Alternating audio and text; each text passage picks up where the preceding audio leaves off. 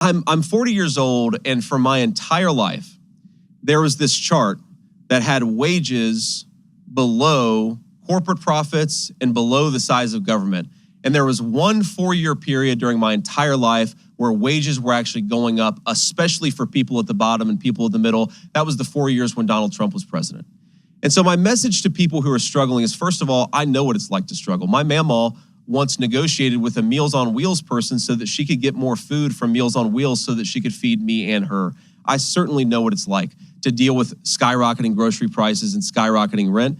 The solution to it is to give people higher paychecks. The solution to it is give people better take-home pay.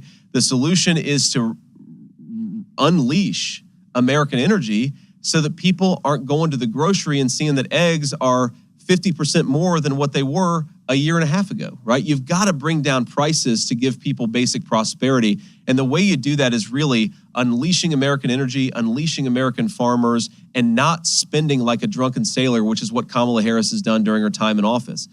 We really do know that it's the least of these. The Bible calls them the least of these who have suffered the most under Kamala Harris's affordability crisis. And President Trump and I, that is priority number one, is to make groceries and gas and rent more affordable for normal Americans. If you work hard and play by the rules, this very simple principle should apply.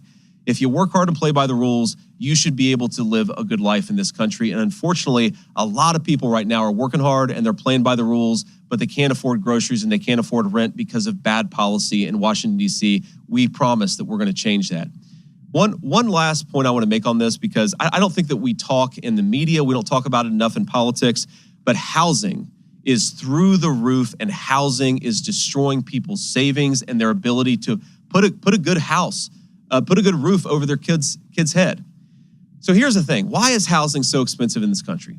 Housing is so expensive in this country for two reasons. Number one, Kamala Harris pursued policies that raise interest rates, which make mortgages unaffordable for normal Americans. That's number one. And number two, we have let in 20 million illegal aliens who are competing with American citizens for scarce housing.